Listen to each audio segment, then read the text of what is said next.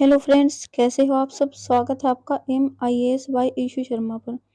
दोस्तों, आज जो मैं ये क्लास मैंने शुरू कर रही हूँ, जो ये क्लास मैं शुरू करने वाली हूँ, इसमें हम कंप्लीट इंडियन पॉलिटी, जैसा कि आप ये पोस्टर देख रहे हो, complete Indian polity MCQ quick revision करने वाले हैं। इसमें हर एक चैप्टर से मैंने, हर एक टॉपिक से मैंने क्वेश्चन लिए हैं, किसी भी टॉपिक को स्किप नहीं किया है।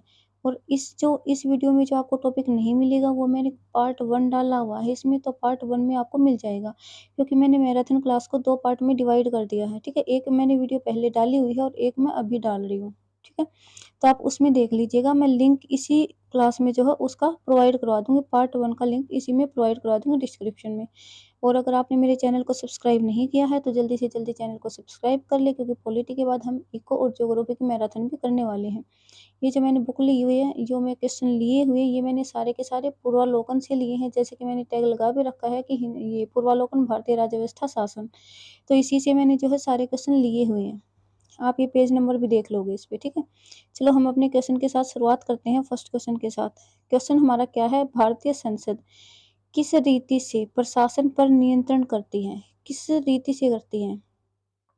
संसदीय समितियों के माध्यम से, विभिन्न मंत्रालयों की परामर्शदात्री समितियों के माध्यम से, प्रशासकों के से आवधिक प्रतिवेदन भिजवाकर, या फिर कार्यपालिका को लीड जारी करने के लिए बाध्य करके। तो ये जो भारतीय संसद है, किस रीति से प्रशासन नियंत्रण करती है, वो करती है संसदीय समितियों के माध्यम से।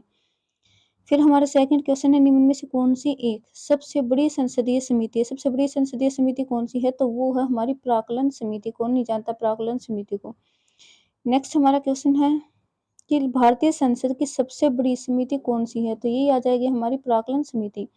नेक्स्ट क्वेश्चन है, प्राक्कलन समिति के सदस्यों का कार्यकाल होता है, प्राक्कलन समिति के सदस्यों का कार्यकाल कितना होता है? तो 1 वर्ष का कार्यकाल होता है सभी सदस्यों का, ठीक है। नेक्स्ट क्वेश्चन है, निम्न में से कौन सा सार्वजनिक व्यय पर संसदीय नियंत्रण का अंग नहीं है? सार्वजनिक व्यय पर संसदीय नियंत्रण का अंग नहीं है, तो वो कौन नहीं है? वो है भारत का नियंत्रक एवं महालेखा परीक्षक।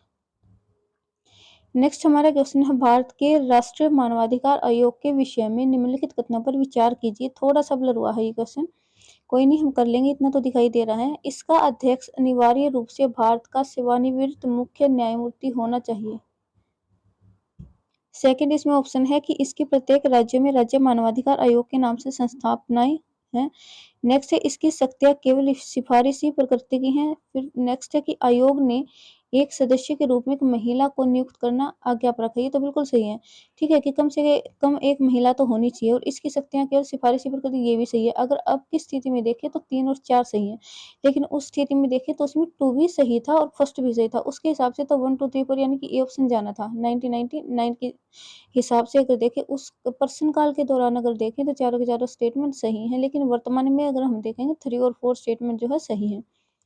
नेक्स्ट हमारा क्वेश्चन है, निम्न पर विचार कीजिए और नीचे दिए गए कोट से सही उत्तर चुनिए। कथन दिया गया है कि राष्ट्रीय मानवाधिकार आयोग का अध्यक्ष वह व्यक्ति होता है जो भारत का मुख्य न्यायाधीश रह चुका हो। ये बिल्कुल गलत है, ये नहीं होगा, ठीक है। नेक्स्ट है, कारण है क्योंकि उक्त आयोग के अध्यक्ष का कार्यकाल 5 वर्ष अथवा 70 वर्ष की आयु पर्यंत पर जो भी धारित करता है। ये भी गलत है, तो इसमें कथन और कारण दोनों के दोनों गलत है। हमारा ऑप्शन जाएगा डी के साथ। नेक्स्ट हमारा क्वेश्चन है, राष्ट्रीय मानवाधिकार आयोग अधिनियम 1993 के अनुसार निम्नलिखित में से कौन एक इस आयोग का अध्यक्ष बन सकता है? कौन एक बन सकता है इस आयोग का अध्यक्ष? तो वो उच्चतम न्यायालय का कोई सेवानिवृत्त न्यायाधीश, या फिर उच्च न्यायालय का कोई सेवानिवृत्त न्यायाधीश, या फिर केवल भारत का कोई सेवानिवृत्त मुख्य न्यायाधीश, या केवल उच्च न्यायालय का कोई सेवानिवृत्त मुख्य न्यायाधीश। तो इसका जो हमारा आंसर आएगा वो आएगा उच्चतम न्यायालय का कोई सेवानिवृत्त न्यायाधीश, यानी कि ए ऑप्शन आएगा। नेक्स्ट है, निम्न में से कौन भारत के मानवाधिकार आयोग के प्रथम अध्यक्ष थे? मानवाधिकार आयोग के प्रथम अध्यक्ष कौन थे? वो थे न्यायमूर्ति रंगनाथ मिश्रा। नेक्स्ट हमारा क्वेश्चन है, भारत में राष्ट्रीय मानवाधिकार आयोग का वर्तमान अध्यक्ष कौन है? कौन है वर्तमान अध्यक्ष? वर्तमान में जो अध्यक्ष है वो है भारत में राष्ट्रीय मानवाधिकार आयोग के वर्तमान अध्यक्ष सर्वोच्च न्यायालय के पूर्व न्यायाधीश न्यायमूर्ति अरुण कुमार मिश्रा। कौन है? न्यायमूर्ति अरुण कुमार मिश्रा। और उनसे पहले जो थे वो थे HL दत्तू। इस पद पर 29 फरवरी 2016 से 2 दिसंबर 2020 तक रहे थे। इससे पहले के जो थे, अब जो 2021 से हैं, कौन है वो? अरुण कुमार मिश्रा। नेक्स्ट हमारा क्वेश्चन है, निम्नलिखित में से कौन राजस्थान तथा राज्य मानवाधिकार आयोग के अध्यक्ष पद पर हेतु नियुक्त या अधिकृत हैं? तो वो कौन है? वो है हमारे उच्च न्यायालय के मुख्य न्यायाधीश। नेक्स्ट क्वेश्चन है, निम्न में से किस राज्य ने सर्वप्रथम लोकायुक्त संस्था की स्थापना की थी? सर्वप्रथम किस राज्य ने की थी? तो वो की थी महाराष्ट्र ने।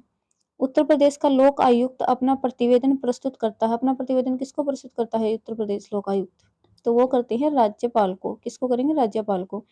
नेक्स्ट क्वेश्चन है, उत्तर प्रदेश के लोकायुक्त की पद धारण अवधि। पद धारण अवधि कितनी होती है? तो 8 वर्ष की होती है उत्तर प्रदेश के लोकायुक्त की। नेक्स्ट क्वेश्चन है, 2011 में लोकायुक्त विधेयक पारित करने वाला प्रथम भारतीय राज्य कौन है? 2011 में लोकायुक्त विधेयक जिसने पारित किया था, तो कौन सा राज्य था? वो था हमारा उत्तराखंड। नेक्स्ट है कि निम्नलिखित में से किन राज्यों में लोक आयुक्त अधिनियम ने मुख्यमंत्री को भी अपने दायरे में ले लिया था? किसने ले लिया था? देखते हैं। पश्चिम बंगाल और केरल, या फिर गुजरात और महाराष्ट्र ने, या मध्य प्रदेश और उड़ीसा ने। देखो 1995 में, तो उसके हिसाब से जो ऑप्शन सी सही था इसमें। लेकिन अब अगर हम देखेंगे तो अब आंध्र प्रदेश और हिमाचल प्रदेश जो इसके ऑप्शन में नहीं है, इसलिए इसमें स्टार लगा हुआ है, क्योंकि वर्तमान में तो चेंज हो गए ना। अब तो इसमें आंध्र प्रदेश शामिल हो गया, हिमाचल प्रदेश शामिल हो गया। ये देख लीजिए, आप डिटेल में दिखा देते हैं हम आपको। ये देखिए, आंध्र प्रदेश, हिमाचल प्रदेश, मध्य प्रदेश, गुजरात, कर्नाटक, महाराष्ट्र, पंजाब, ओडिशा आदि अनेक राज्यों में लोकायुक्त अधिनियम के दायरे में मुख्यमंत्री को भी ले लिया गया है। नेक्स्ट हमारा क्वेश्चन है, नीचे दो वक्तव्य दिए गए हैं जिनमें से एक को कथन ए और दूसरे को कारण कहा गया है। कथन है कि अल्पसंख्यक शब्द की भारत के संविधान में परिभाषा नहीं दी गई है। नेक्स्ट है कि अल्पसंख्यक आयोग संवैधानिक निकाय नहीं है। इसका कारण दिया गया है क्योंकि अल्पसंख्यक आयोग संवैधानिक निकाय नहीं है। तो इसमें दोनों के दोनों जो कथन और कारण दोनों सही हैं, परंतु जो ए है वो इसकी सही व्याख्या नहीं करता है। ठीक है, जो ए है आर की सही व्याख्या नहीं करता है। नेक्स्ट हमारा क्वेश्चन है, भारत में अल्पसंख्यकों के विषय में निम्नलिखित कथनों पर विचार कीजिए। भारत सरकार ने 5 समुदायों तथा मुसलमानों, सिखों, ईसाइयों और बौद्धों और पारसियों को अल्पसंख्यकों के रूप में अनुसूचित किया है। फिर राष्ट्रीय अल्पसंख्यक आयोग को 1993 में संवैधानिक दर्जा दिया गया है। भारत में सबसे छोटा धार्मिक समुदाय पारसी समुदाय है। भारत का संविधान धार्मिक और भाषाई अल्पसंख्यकों को मान्यता और संरक्षण देता है। ये 2001 में पूछा हुआ क्वेश्चन है। उस हिसाब से अगर हम देखेंगे तो जो पारसी समुदाय था सबसे छोटा था, थ्री रहेगा एक तो, और एक इसमें रहेगा भारतीय संविधान का धार्मिक और भाषाई अल्पसंख्यकों को मान्यता देता है धर्म के आधार पर। हाँ बिल्कुल ठीक है, 3 और 4। तो इसमें 3 और 4 ऑप्शन में नहीं दिए गए हैं, तो इसकी वजह से हम इसमें आंसर नहीं निकाल सकते। तो ऑप्शन रहेगा इसका 3 और 4 आंसर रहेगा। नेक्स्ट हमारा है, योजना आयोग का अध्यक्ष कौन होता है? तो प्रधानमंत्री होते हैं, ये तो सभी को पता होगा। नीति आयोग या योजना आयोग, अध्यक्ष कौन होंगे? प्रधानमंत्री होंगे। योजना आयोग के पदेन अध्यक्ष कौन होते हैं? तो प्रधानमंत्री होते हैं। नीति आयोग के विषय में निम्नलिखित में से कौन सा एक सही है? सही नहीं है पूछा है, ठीक है, सही नहीं है। इसका गठन योजना आयोग के स्थान पर किया गया है, बिल्कुल सही है। नीति आयोग को बाद में लाया गया, पहले ये योजना आयोग था। इसमें एक पूर्णकालिक अध्यक्ष होता है, ये गलत है। पूर्णकालिक अध्यक्ष इसमें कोई नहीं होता, स्थायी अध्यक्ष। इसका गठन जनवरी 2015 में किया गया था। यह सरकारी, ये बिल्कुल सही है, और यह सहकारी संघवाद के सिद्धांत पर आधारित, ये भी सही है। तो गलत ढूंढना था, गलत है इसमें बी। नेक्स्ट हमारा क्वेश्चन है, इनमें से कौन नीति आयोग से संबंधित है? नीति आयोग से संबंधित कौन है? तो नरेंद्र मोदी है, क्योंकि वो प्रधानमंत्री है और वो इसके अध्यक्ष हैं। नेक्स्ट हमारा क्वेश्चन है, योजना आयोग का उपाध्यक्ष किसके समकक्ष होता है? किसके समान होता है?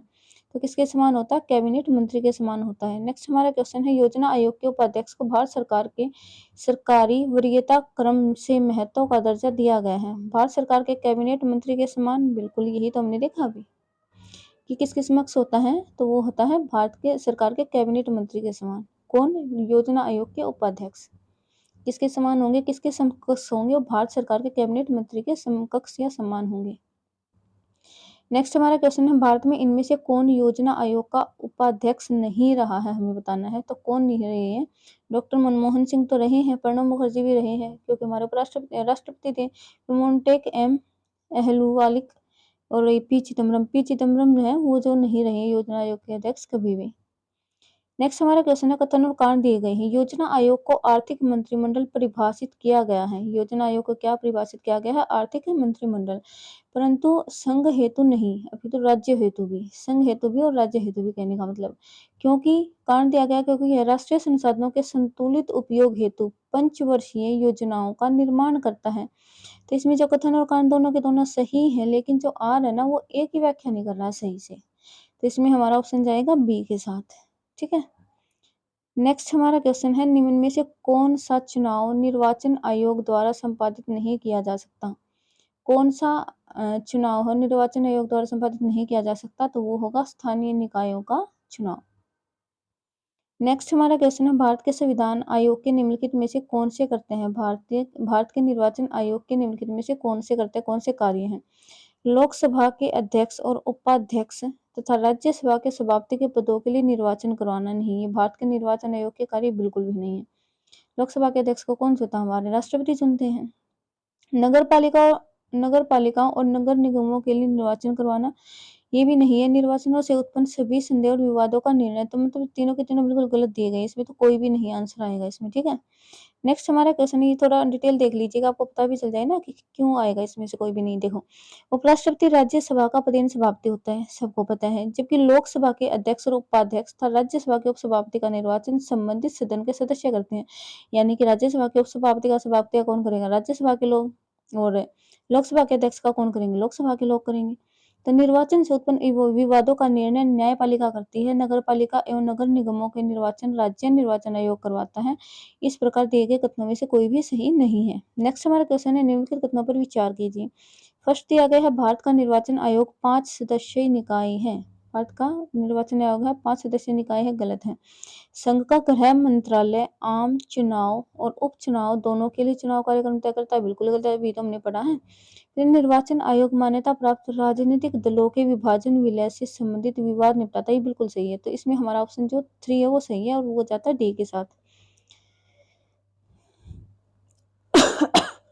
नेक्स्ट हमारा क्वेश्चन है, निम्न में किसका संबंध चुनाव आयोग से नहीं है, बताना है। तो चुनाव की अधिसूचना जारी करना, तो ये चुनाव आयोग थोड़ी ना करेगा। निर्वाचन आयोग की सिफारिश पर चुनाव की अधिसूचना लोकसभा और राज्यसभा के लिए राष्ट्रपति तथा विधानसभा और विधान परिषद के लिए संबंधित राज्य या राज्य क्षेत्र का राज्यपाल करता है, ठीक है। तो ये ही इसमें गलत और गलत ही बताना था। नेक्स्ट हमारा क्वेश्चन है, भारत में निर्वाचन प्रक्रम के आरंभ में विषय में निम्नलिखित में से कौन सा सही है? भारत में निर्वाचन प्रक्रम के आरंभ के विषय में निम्न में से कौन सा सही है, बताना है हमें। तो यह सरकार द्वारा निर्वाचन की सिफारिश और निर्वाचन आयोग द्वारा निर्वाचन की अधिसूचना जारी करना, ये तो गलत है।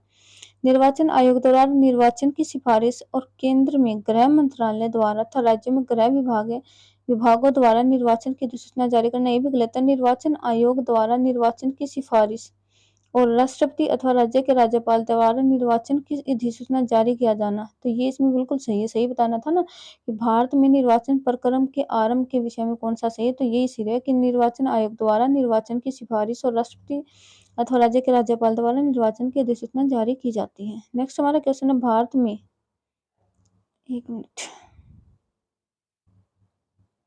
भारत में विविध निर्वाचनों के लिए निम्नलिखित में से कौन सी निर्वाचन प्रणाली स्वीकृत की गई है? फर्स्ट ऑप्शन है कि वयस्क मताधिकार के आधार पर प्रत्यक्ष निर्वाचन प्रणाली, ये भी बिल्कुल सही है। एकल संक्रमण मत के द्वारा अनुपातिक प्रतिनिधित्व की प्रणाली, ये भी हमारे संविधान में लागू है, भारत के निर्वाचन में लागू है। और अनुपातिक प्रतिनिधित्व की सूची की प्रणाली, ये भी लागू है। अप्रत्यक्ष निर्वाचन की संचयी मतदान प्रणाली, तो चारों के चारों जगह प्रणालियां भारत में अपनाई जाती है निर्वाचन के लिए। नेक्स्ट हमारा क्वेश्चन है, स्वर्ण सिंह समिति ने जिस प्रश्न पर विचार किया था वह मुद्दा क्या था? किस मुद्दे पर विचार किया था स्वर्ण सिंह समिति ने? तो ये किया था मूल अधिकारों से तुलना में नीति निर्देशक तत्वों को अगरता, यानी मूल अधिकारों की तुलना में अगर प्राथमिकता देनी तो किसको दी जाए? डीपीएसपी को दी जाए। नेक्स्ट हमारा क्वेश्चन है, केंद्रीय सतर्कता आयोग की स्थापना किसकी अनुशंसा पर की गई थी? केंद्रीय सतर्कता आयोग की स्थापना, तो वो की गई थी संथानम समिति की अनुशंसा पर। नेक्स्ट हमारा क्वेश्चन है, भारतीय संविधान का कौन सा अनुच्छेद केंद्रीय सतर्कता आयोग का वर्णन करता है? कौन सा अनुच्छेद है जो केंद्रीय सतर्कता का वर्णन करता है? तो वो हमारा अनुच्छेद, इनमें से तो कोई भी नहीं है। और अनुच्छेद कौन सा है? तो इनमें से कोई भी आंसर नहीं है इसका। नेक्स्ट हमारा है, निम्नलिखित में से कौन सा युग्म सही सम्मिलित नहीं है, देखना है हमें कौन सा सही सम्मिलित नहीं है। तो केंद्रीय अन्वेषण ब्यूरो, स्थापना का वर्ष क्या है? 1963, बिल्कुल सही है। केंद्रीय सतर्कता आयोग 1964, ये भी सही है। भ्रष्टाचार निरोधक कानून 1985, ये गलत है क्योंकि भ्रष्टाचार निरोधक कानून 1988 था। फिर प्रवर्तन निदेशालय इसमें 2000 दिया गया है, जबकि इसकी जो स्थापना वर्ष था वो था 1956। नेक्स्ट हमारा है मंडल आयोग, जिसके प्रस्ताव ने अक्षुण्ण विवाद का सूत्रपात किया, को गठित करने वाले थे। उसको गठित करने वाले कौन थे? मोरारजी देसाई थे। कौन थे? मोरारजी देसाई। नेक्स्ट हमारा क्वेश्चन है मंडल आयोग रिपोर्ट किस वर्ष प्रस्तुत की गई थी? मंडल आयोग रिपोर्ट किस वर्ष प्रस्तुत की गई थी? तो ये की गई थी हमारी 1980 में। नेक्स्ट हमारा क्वेश्चन है वर्ष 1990 में अनुसूचित जाति और जनजाति राष्ट्रीय आयोग रिपोर्ट अनुसूचित जाति एवं जनजाति के अत्याचार का कारण नहीं है। कौन सा कारण नहीं है? भूमि निर्वसन, ऋणग्रस्तता, बंधुआ मजदूरी, ये तीनों तो थे ही थे। फिर धार्मिक कारण नहीं था भाई। ठीक है। नेक्स्ट हमारा क्वेश्चन है भारतीय संविधान के अनुसार निम्न विषयों पर संवैधानिक संशोधन के लिए कम से कम आधे राज्यों के विधानमंडल द्वारा संपुष्टि आवश्यक है। संविधान के संघीय प्रावधान, सर्वोच्च न्यायालय के अधिकार, संविधान संशोधन की प्रक्रिया, नए राज्यों का निर्माण अथवा राज्यों की सीमाओं तथा नामों में परिवर्तन, ये तो राष्ट्रपति करते हैं। तो ये तो सिर्फ राष्ट्रपति की सहमति से ही की जाएगा, राज्यों का निर्माण और सीमाओं में परिवर्तन। ठीक है। तो ऊपर वाले तीन है ना, संविधान के संघीय प्रावधान, सर्वोच्च न्यायालय के अधिकार और संविधान संशोधन की प्रक्रिया, तो इनमें कम से कम आधे राज्यों के विधानमंडल की जो है संपुष्टि यानी परमिशन आवश्यक है, सहमति आवश्यक है। तो 1 2 3 आएगा इसमें, और ये जाता है ऑप्शन ए के साथ। नेक्स्ट हमारा क्वेश्चन है निम्नलिखित में से कौन से विषय हैं जिन पर कम से कम आधे राज्यों के विधानमंडलों के अनुसमर्थन से ही संवैधानिक संशोधन संभव है? वही क्वेश्चन है, रिपीटेड है। राष्ट्रपति का निर्वाचन बिल्कुल है। संसद में राज्यों का प्रतिनिधित्व तो ये भी है। 7वीं अनुसूची में कोई भी सूची को अगर सम्मिलित करना तो वो भी इसी में आएगा। उसके लिए भी हमें क्या चाहिए? आधे राज्यों के विधानमंडलों के अनुसमर्थन। फिर है किसी राज्य की विधान परिषद की समाप्ति, तो ये इसमें नहीं आएगा, इसमें आएगा 1 2 3। देख लेते हैं, ये ऑप्शन यानी 1 2 3 बिल्कुल सही है। नेक्स्ट हमारा है निम्नलिखित कथनों पर विचार कीजिए। भारत के संविधान में संशोधन केवल लोकसभा में एक विधेयक की पुनः स्थापना द्वारा ही प्रारंभ किया जा सकता है। ये गलत है। नेक्स्ट है कि यदि ऐसा संशोधन संविधान के संघीय चरित्र में परिवर्तन की मांग करता है तो संशोधन का अनुसमर्थन भारत के सभी राज्यों के विधानमंडलों द्वारा किया जाएगा। ये भी गलत है, सभी राज्यों के विधानमंडलों द्वारा नहीं किया जाएगा। तो इसमें न तो एक सही और न ही दो सही है। नेक्स्ट हमारा क्वेश्चन है कि संवैधानिक संशोधन प्रक्रिया के संदर्भ में कौन सा सम्मिलित नहीं है, हमें देखना है।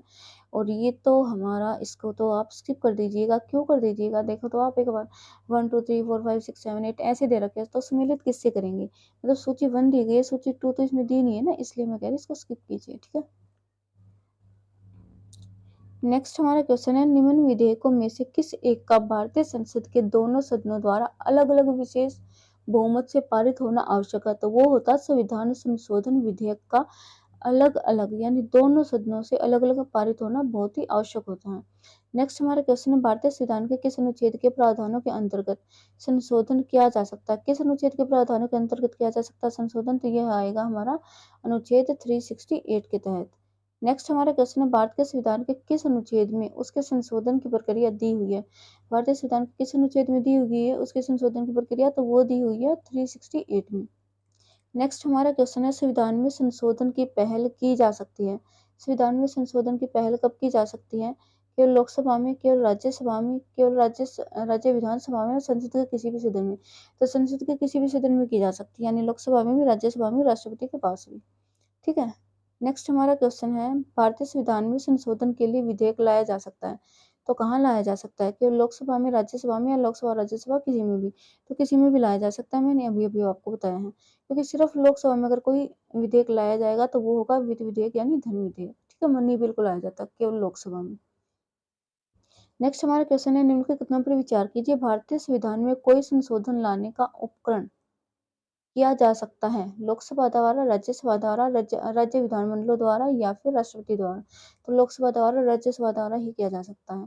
नेक्स्ट हमारा क्वेश्चन है भारतीय संविधान के अनुच्छेद 368(2) के उपबंधों के तहत यदि कोई विधेयक भारत की संसद द्वारा पारित होने के पश्चात राजस्थान विधानसभा के पास संकल्प द्वारा अनुसमर्थन के लिए आता है तो विधानसभा संकल्प पारित कर सकती है? बिल्कुल कर सकती है। विधानसभा संकल्प अस्वीकार कर सकती है, अस्वीकार भी कर सकती है, स्वीकार भी कर सकती है, वो इसके विवेक पर आधारित है। ऐसे संकल्प में कोई संशोधन प्रस्तावित नहीं किया जा सकता, ये भी सही है। तो इसमें ए, बी और सी यानी कि तीनों के तीनों बिल्कुल सही है। नेक्स्ट हमारा क्वेश्चन है कि सांसदों की अयोग्यता संबंधी विवाद पर कौन निर्णय करता है कि ये जो सांसद है वो अयोग्य है इस पद के लिए? चुनाव के बाद, तो कौन करता है? वो करता है निर्वाचन आयोग के परामर्श से राष्ट्रपति करते हैं। ठीक है। नेक्स्ट हमारा क्वेश्चन है, संसद के सदस्यों की निर्भरताओं से संबंधित प्रश्न का विनिश्चय करते समय राष्ट्रपति निम्न में से किसकी सहायता लेते हैं? तो अभी अभी हमने पढ़ा है निर्वाचन आयोग की, भारत के निर्वाचन आयोग की, यानी ऑप्शन रहेगा हमारा बी। नेक्स्ट हमारा क्वेश्चन है, भारत के संविधान के अनुच्छेद 103 के तहत राष्ट्रपति लोकसभा सदस्यों की निर्भरताओं से संबंधित किसी भी प्रश्न पर कोई निर्णय देने से पहले निम्नांकित में से किसकी राय लेंगे? तो वो राय लेंगे निर्वाचन आयोग की। कौन? राष्ट्रपति। ठीक है। नेक्स्ट हमारा क्वेश्चन है, यदि किसी राज्य विधानसभा के निर्वाचन में निर्वाचित घोषित होने वाला प्रत्याशी अपनी निक्षिप्त राशि खो देता है, तो उसका अर्थ क्या है? मतदान बहुत कम हुआ, या फिर बहु सदस्यीय निर्वाचन क्षेत्र के लिए निर्वाचन था, या फिर निर्वाचित प्रत्याशी की अपनी निकटतम प्रतिद्वंदी पर विजय बहुत कम मतों से थी, या फिर निर्वाचन लड़ने वाले प्रत्याशी की संख्या बहुत अधिक थी। तो इसका यही आंसर आएगा कि निर्वाचन लड़ने वाले प्रत्याशियों की जो संख्या थी वो बहुत ज्यादा थी। नेक्स्ट हमारा क्वेश्चन है, न्यायालय द्वारा अपराधी घोषित किए गए व्यक्ति को चुनाव लड़ने के लिए अयोग्य करार देने का निर्णय किया गया था।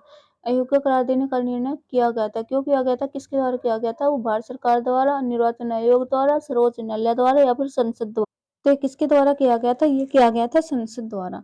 नेक्स्ट हमारा क्वेश्चन है, कथन और कारण दिए गए हैं। कथन है कि चुनाव की घोषणा होते ही राजनीतिक दलों को आदर्श आचार संहिता का पालन करना होता है, कथन है इसमें। और नेक्स्ट है कि आदर्श आचार संहिता को संसद ने अधिनियमित किया था, आदर्श आचार संहिता को संसद ने अधिनियमित किया था, ये सही है। चुनाव की घोषणा होती है राजनीतिक दलों को आचार संहिता, हाँ बिल्कुल सही। तो इसमें दोनों के दोनों सही हैं, और इसमें कथन में तो कारण भी सही है, तो आंसर हमारा रहेगा ए। नेक्स्ट हमारा क्वेश्चन है, संविधान के 73वें संशोधन में पंचायती राज्य के क्षेत्र में निम्नलिखित में से कौन सा एक प्रस्तावित नहीं किया जा सकता? 73वें संशोधन में पंचायती राज के क्षेत्र में निम्न में से कौन सा प्रस्तावित नहीं किया जा सकता? सभी निर्वाचन ग्रामीण स्थानीय निकायों में सभी सत्रों पर 30% सीटें महिलाओं के लिए आरक्षित रखी जाएंगी।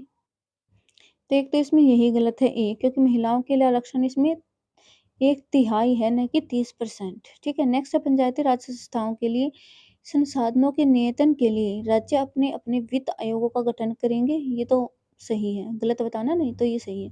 नेक्स्ट है हमारा, पंचायती राज निर्वाचित कार्यकर्ता अपने पद पर कार्य करने के लिए अयोग्य ठहराए जाएंगे यदि उनकी संख्या 2 से अधिक, यदि उनकी 2 से अधिक संतानें हैं, तो ये भी सही है। मतलब ये गलत है, और तो हमारा आंसर सही रहेगा ना, क्योंकि इन्होंने गलत पूछा, तो इसमें ए और सी है वो दोनों गलत हैं। ठीक है। बाकी सी, बी और डी इसमें जो है सही है। नेक्स्ट हमारा क्वेश्चन है, संविधान के निम्नलिखित संशोधनों में से किसके अंतर्गत भारत में महिलाओं के लिए ग्राम पंचायतों में 30% स्थान आरक्षित किया गया है? तो पहली बात तो 30% नहीं किया गया है ना, 1/3 किया गया है, इसलिए हम इसका आंसर नहीं निकालेंगे। ठीक है। नेक्स्ट हमारा क्वेश्चन है, महिलाओं को पंचायतों में आरक्षण भारतीय संविधान में संशोधन करके दिया गया था, वह कब दिया गया था? तो वो दिया गया था 1992 का 73वां संशोधन। किस में दिया गया था? 73वें संशोधन में। नेक्स्ट हमारा क्वेश्चन है, भारत में महिलाओं के लिए स्थान आरक्षित है, स्थान आरक्षित कहाँ पे है? तो पंचायती राज संस्थाओं में है। नेक्स्ट हमारा क्वेश्चन है, संविधान के अंतर्गत पंचायतों में महिलाओं के लिए 1/3 प्रतिनिधित्व की गारंटी कौन सा अनुच्छेद करता है? तो वो हमारा करता है 243 घ, 243 घ, यानी आंसर रहेगा बी। नेक्स्ट हमारा क्वेश्चन है, निम्नलिखित अनुच्छेदों में से कौन सा अनुच्छेद पंचायतों में अनुसूचित जाति और अनुसूचित जनजातियों के लिए सीटों का आरक्षण प्रदान करता है? अनुसूचित जाति और अनुसूचित जनजातियों के लिए सीटों का आरक्षण प्रदान कौन करता है? तो वो आएगा इसमें 243 डी, यानी 243 घ में ही आएंगे ये भी। ठीक है। नेक्स्ट हमारा क्वेश्चन है, किन राज्य सरकारों ने 2010 तक स्थानीय निकायों में महिलाओं का आरक्षण 50% कर दिया? तो कौन कौन सी ऐसी सरकार है? बिहार, उत्तर प्रदेश और राजस्थान। तो देखिए, ऑप्शन में से हम आंसर इसका नहीं निकाल सकते, हम इसकी डिटेल में पढ़ेंगे। प्रश्न काल में बिहार, मध्य प्रदेश, हिमाचल प्रदेश में महिलाओं को 50% आरक्षण दिया गया था। प्रश्न काल में यानी 2011 में बिहार, मध्य प्रदेश और हिमाचल प्रदेश को दिया गया था। उस हिसाब से तो हमारा ऑप्शन बी सही है। लेकिन अगर प्रेजेंट की देखें तो सितंबर 2020 में जारी विज्ञप्ति के अनुसार आंध्र प्रदेश, केरल, छत्तीसगढ़, सिक्किम, झारखंड, महाराष्ट्र, उड़ीसा, राजस्थान और गुजरात, तमिलनाडु, तेलंगाना, उत्तराखंड, पश्चिम बंगाल, पंजाब, त्रिपुरा राज्यों में भी महिलाओं के लिए 50% आरक्षण, 50% स्थान पंचायतों में जो है सुरक्षित किए गए हैं। नेक्स्ट हमारा क्वेश्चन है, किस राज्य या किन राज्यों ने पंचायती राज संस्थाओं में स्त्रियों को 50% का वैध किया है? तो वही हमारा ऑप्शन आ जाएगा इसमें हिमाचल प्रदेश, उत्तराखंड, बिहार, मध्य प्रदेश, चारों के चारों में है। ठीक है। नेक्स्ट हमारा क्वेश्चन है, फोर्थ स्टेट या चतुर्थ स्तंभ क्या है? फोर्थ स्टेट या चतुर्थ स्तंभ क्या है? तो वो है प्रेस। कौन है?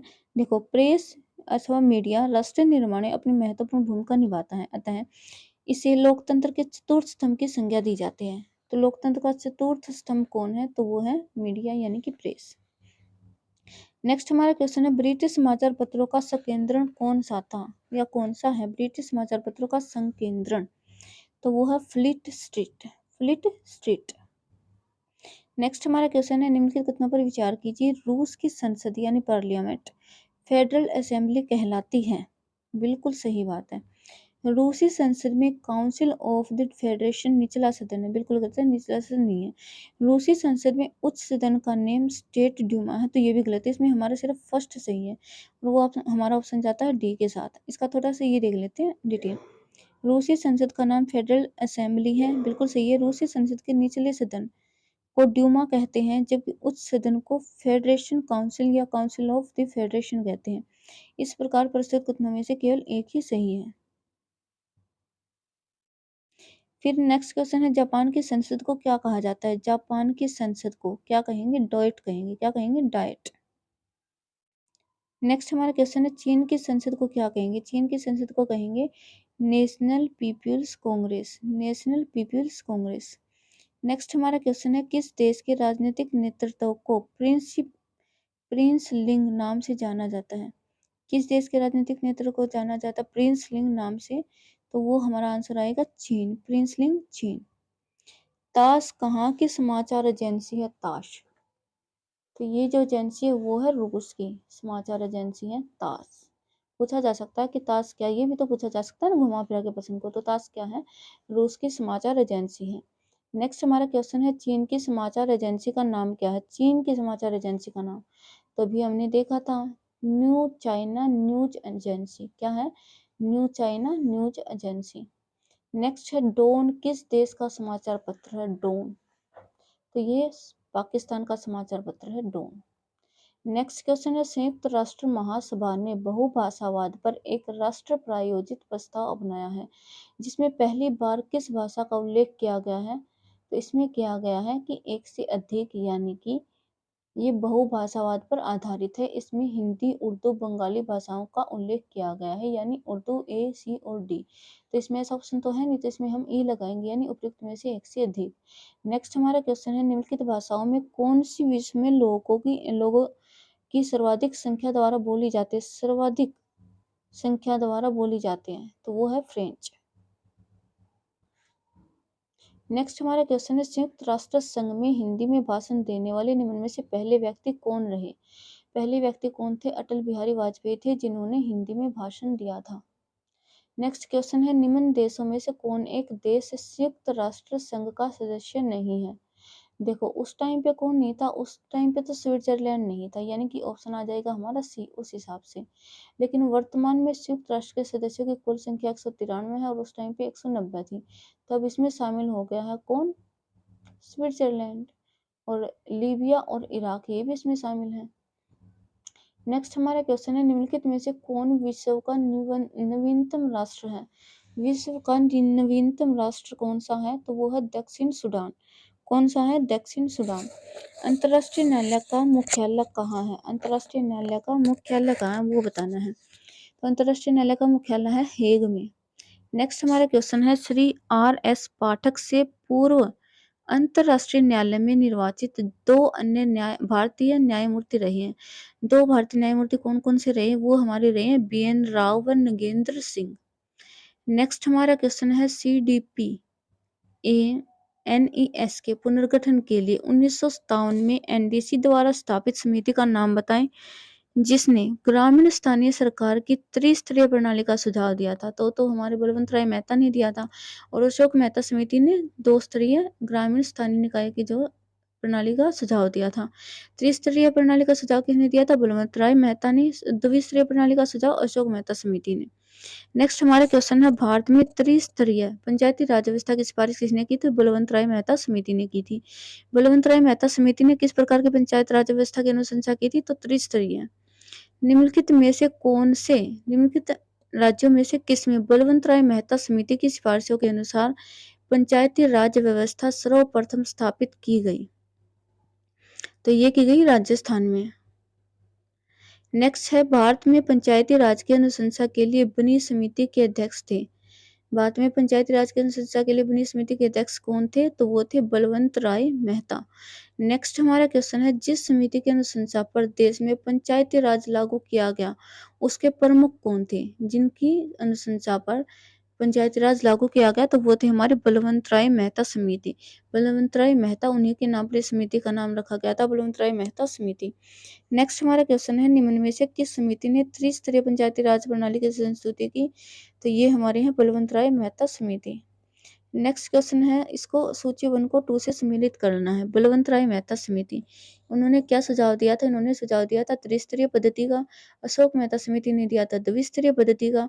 एल.एम. सिंघवी ने दिया था स्थानीय स्वशासन पद्धति का। और जी.वी.के. राव ने दिया था प्रतिनिधित्व के तरीके में सुधार का। नेक्स्ट हमारा क्वेश्चन है, सफलतापूर्वक कार्य हेतु पंचायती राज को पूरे सहयोग की जरूरत पड़ती है। सफलतापूर्वक कार्य हेतु पंचायती राज को पूरे सहयोग की जरूरत पड़ती है। तो स्थानीय जनता की या नौकरशाही की सहयोग की या फिर केंद्र सरकार की सहयोग की या राजनेताओं की सहयोग की? तो उनको जो सहयोग की जरूरत पड़ती है वो पड़ती है स्थानीय जनता की। भारत में पंचायती राज प्रतिनिधित्व करता है किसका? शक्तियों के विकेंद्रीकरण का, लोगों की हिस्सेदारी का, समुदाय के विकास का, ये सभी। तो इसमें आंसर आ जाएगा हमारा ये सभी। नेक्स्ट क्वेश्चन है, निम्न में से कौन सा विकेंद्रीकरण का वैशिष्ट्य नहीं है? विकेंद्रीकरण का वैशिष्ट्य कौन नहीं है? स्वायत्तता, लोक सहभागिता, स्थानीय समुदाय में आत्मविश्वास को नहीं जगाना, स्थानीय समुदाय को सशक्त बनाना। देखो, इसमें वैशिष्ट्य नहीं है की बात हो रही है, तो स्थानीय समुदाय में आत्मविश्वास को नहीं जगाना आएगा इसका आंसर। ठीक है, आंसर रहेगा सी। नेक्स्ट हमारा क्वेश्चन है, निम्नलिखित कथन दिए गए कथन और कारण और हमें कोड की सहायता से उत्तर बताना है। कथन है कि स्थानीय स्तर पर ग्रामीण मामलों के प्रबंधन में राजनीतिक का अंतःखेल कम हो गया। फिर है कि संविधान के 73वें संशोधन के द्वारा ग्रामीण स्थानीय शासन संस्थाओं का पुनरुत्थान हो गया। तो इसमें कथन और कारण दोनों सही हैं। जो कारण है वो कथन की व्याख्या भी करता है, यानी हमारा आंसर जाएगा ए के साथ। ये देख लीजिए। नेक्स्ट हमारा क्वेश्चन है, निम्नलिखित क्षेत्रों में से किस एक में राज्य सरकार का स्थानीय इकाई पर नियंत्रण नहीं होता? राज्य सरकार का स्थानीय इकाई पर नियंत्रण नहीं होता। किस मामले में? तो नागरिकों की शिकायतों के मामले में। नेक्स्ट क्वेश्चन है, नगरीय स्थानीय निकायों पर राज्य शासन का नियंत्रण किया जा सकता है? विधायी मामले में, वित्तीय मामले में, कार्मिक मामले में, या नागरिकों की सिफारिशों के संबंध में? देखो, नागरिकों की सिफारिशों की शिकायतों के संबंध में नहीं किया जा सकता, ये तो हमने भी ऊपर वाले में ही पढ़ा है। फिर है विधायी मामला, वित्तीय मामला या कार्मिक मामला, तो इसमें जो है नियंत्रण किया जा सकता है राज्य शासन द्वारा। ठीक है, तो आंसर हमारा रहेगा एबीसी यानी कि डी।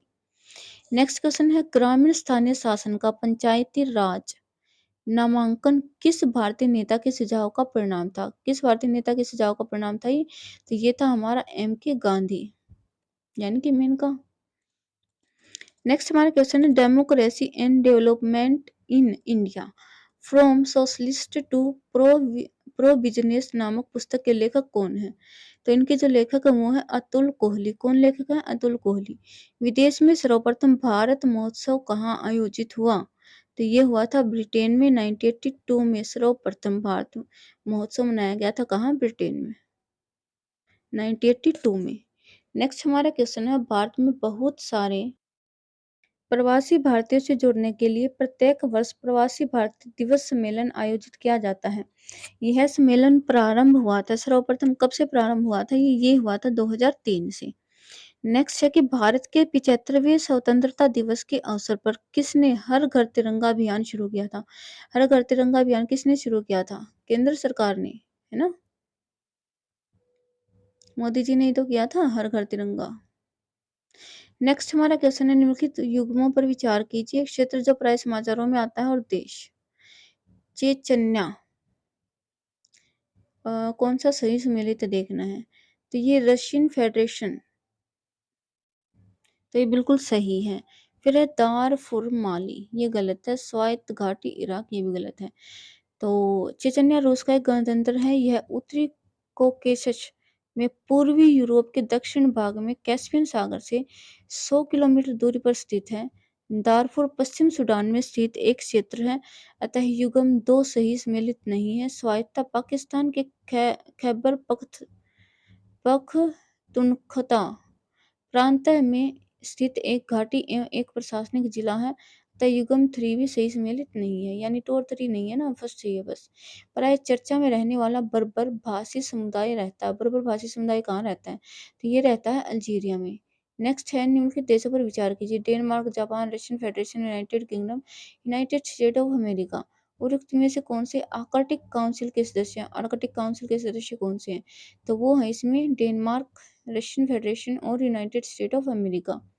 नेक्स्ट हमारा क्वेश्चन है, निम्नलिखित में से कौन जून 2009 में सर्जित भारतीय विशिष्ट पहचान प्राधिकरण के प्रथम महानिदेशक नियुक्त किए गए थे? महानिदेशक कौन नियुक्त किए गए थे? वो थे श्री राम सेवक शर्मा। नेक्स्ट हमारा क्वेश्चन है, निम्नलिखित में से कौन प्रथम भारतीय विपरीत लिंग यानी ट्रांसजेंडर न्यायाधीश हैं? तो वो हैं जोईता मंडल, यानी पश्चिम बंगाल से जो हैं। नेक्स्ट है, सीमा प्रबंध विभाग निम्नलिखित केंद्रीय मंत्रालयों में से किस एक का विभाग है? सीमा प्रबंध विभाग, तो ये है गृह मंत्रालय का। ठीक है। नेक्स्ट हमारा क्वेश्चन है, निम्नलिखित में से कौन सा एक मानव संसाधन विकास मंत्रालय में विभाग नहीं है? आरंभिक शिक्षा और साक्षरता विभाग, माध्यमिक शिक्षा उच्च विभाग, तकनीकी शिक्षा विभाग या महिला और बाल विकास विभाग? तो महिला और बाल विकास विभाग जो है इसका हिस्सा नहीं है या विभाग नहीं है। नेक्स्ट है कि भारत सरकार द्वारा महिला एवं बाल विकास के लिए स्वतंत्र मंत्रालय कब स्थापित किया गया था? तो 1985 में किया गया था, और ऐसा इसमें दिया हुआ है, तो ऑप्शन इसमें रह जाएगा हमारा ए। नेक्स्ट क्वेश्चन है, खाद्य और पोषण मंडल भारत सरकार के कौन से मंत्रालय के अधीन कार्यरत है? खाद्य और पोषण स्वास्थ्य और परिवार कल्याण मंत्रालय के अधीन ही तो है ये ना, जिसकी स्थापना किसमें की गई थी? 1964 में की गई थी। प्रारंभिक खाद्य एवं कृषि मंत्रालय के अधीन था, लेकिन यह महिला एवं बाल विकास मंत्रालय के अधीन कर दिया गया है, जो कि मानव विकास मंत्रालय के अधीन था। वर्तमान में महिला एवं बाल विकास मंत्रालय के अधीन है। तो वर्तमान में महिला और बाल विकास मंत्रालय के अधीन है, लेकिन ऑप्शन में अगर हम देखें 2005 में पूछा गया तो उस टाइम पे ये था स्वास्थ्य और परिवार कल्याण मंत्रालय के अधीन। नेक्स्ट हमारा भारतीय प्रेस काउंसिल एक। भारतीय प्रेस काउंसिल क्या है? वैधानिक संस्था है, अर्ध न्यायिक वैधानिक संस्था है, न्यायिक संस्था या परामर्शी संस्था है? तो ये अर्ध न्यायिक वैधानिक संस्था है। नेक्स्ट हमारा क्वेश्चन, किस देश की सरकारी रिपोर्ट को येलो बुक कहा जाता है? किस देश की सरकारी रिपोर्ट को कहा जाता है येलो बुक? तो ये कहा जाता है फ्रांस की रिपोर्ट को। नेक्स्ट है, निम्नलिखित कथनों पर विचार कीजिए। राष्ट्रमंडल का कोई चार्टर, संधि या संविधान नहीं है। सभी राज्य, क्षेत्र, देश जो किसी समय ब्रिटिश साम्राज्य के अधीन थे स्वतः राष्ट्रमंडल के सदस्य बन गए हैं। इनमें से कौन कौन से कथन सही है? तो इसमें केवल एक ही सही है। नेक्स्ट हमारा है, स्वेच्छा से किया गया यह समझौता स्वेच्छा से समाप्त किया जा सकता है। पंडित नेहरू का उपरोक्त कथन निम्न में से किससे इंगित करता है? यह करता है कि भारत का राष्ट्रमंडल से जुड़ाव। नेक्स्ट हमारा क्वेश्चन है, भारतीय, देखो ये क्वेश्चन आपसे ना अलग तरीके से पूछा जा सकता है कि स्वेच्छा से किया गया यह समझौता स्वेच्छा से समाप्त किया जा सकता है, किसका कथन है? तो ये पंडित जवाहरलाल नेहरू का कथन है। नेक्स्ट क्वेश्चन है, प्रथम भारतीय प्रधानमंत्री जिन्होंने अफगानिस्तान की यात्रा की थी, तो वो कौन थे? वो थे हमारे जवाहरलाल नेहरू। नेक्स्ट टेबलर हो गया है क्वेश्चन थोड़ा सा, बिल्कुल कोई ना दिखाई दे रहा है, मैं बोल रही हूँ आप सुन लेना, ठीक है। भारतीय विदेश नीति जो तटस्थता पर आधारित थी को प्रारंभ किया गया था कब या किसकी सिफारिश पर? तो जवाहरलाल नेहरू ने प्रारंभ किया था इसको। नेक्स्ट है, निम्नलिखित में से कौन सा एक पंचशील का सिद्धांत नहीं है? तो कौन सा नहीं है? गुट निरपेक्षता पंचशील का सिद्धांत नहीं है। नेक्स्ट हमारा क्वेश्चन है, भारत द्वारा पहले प्रयोग नहीं कि प्रमुख नाभिकीय नीति अपनाते समय भारत के प्रधानमंत्री कौन थे? तो उस टाइम पे जो है अटल बिहारी वाजपेयी की सरकार थी। नेक्स्ट हमारा क्वेश्चन है, दक्षिण एशियाई क्षेत्र के लिए भारत का 6 सूत्री प्रस्ताव भारत के किस प्रधानमंत्री द्वारा प्रस्तुत किया गया था? तो किसके द्वारा किया गया था? अटल बिहारी वाजपेयी द्वारा किया गया था। नेक्स्ट हमारा क्वेश्चन है, भारत के राष्ट्रीय मानवाधिकार आयोग के विषय में निम्नलिखित कथनों पर विचार कीजिए। इसमें इसका अध्यक्ष अनिवार्य रूप से भारत का सेवानिवृत्त मुख्य न्यायमूर्ति होना चाहिए, बिल्कुल सही है और इसका आंसर यही रहेगा 1। और आगे है, इसके प्रत्येक राज्य में राज्य मानवाधिकार आयोग के नाम से संस्थाएँ हैं, ये गलत है। इसकी शक्तियाँ केवल सिफारिशी प्रकृति की हैं, ये भी सही है।